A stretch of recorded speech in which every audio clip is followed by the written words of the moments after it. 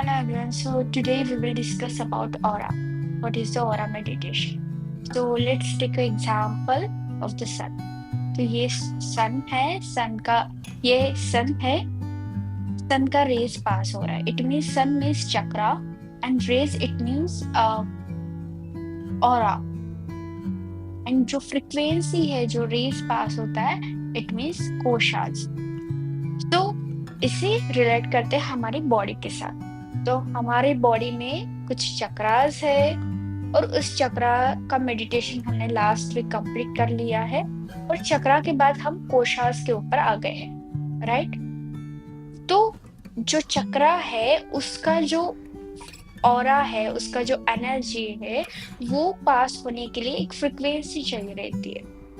और जो फ्रिक्वेंसी है वो है कोशास. जैसे हमारा ब्रेथ हम ले रहे हैं और छोड़ रहे हैं, इस ब्रेथ को एक रिदम चाहिए और एक फ्रिक्वेंसी का एक पाइप चाहिए. जैसे अंदर तक जा रहा है और अंदर तक आ रहा है, वो एक फ्रिक्वेंसी के साथ आ रहा है और एक फ्रिक्वेंसी के साथ जा रहा है.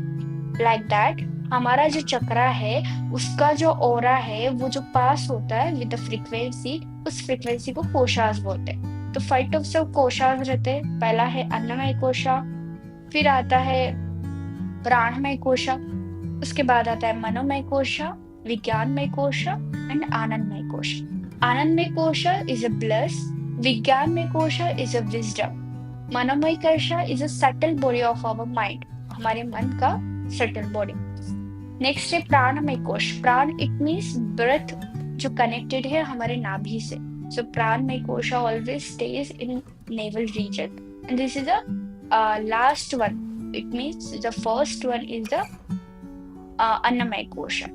Annamaya Kosha is related to our food and our sattva, like tamas, sattva, rajas, 3 gunas. So we will separate it, these 3 gunas firstly, and we will see what is the koshas.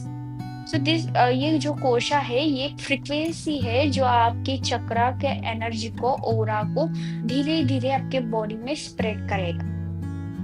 Alright.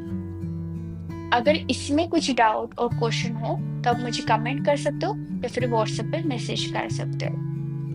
उसके बाद देखते हैं कि कोशास होने के बाद जो हमारे अंदर एनर्जी स्टेबलाइज हो जाएगी, उससे ऑरा कैसे क्रिएट होगा. तो ऑरा जो है वो हर एक बॉडी के पार्ट का अलग अलग फ्रीक्वेंसी क्रिएट करता है.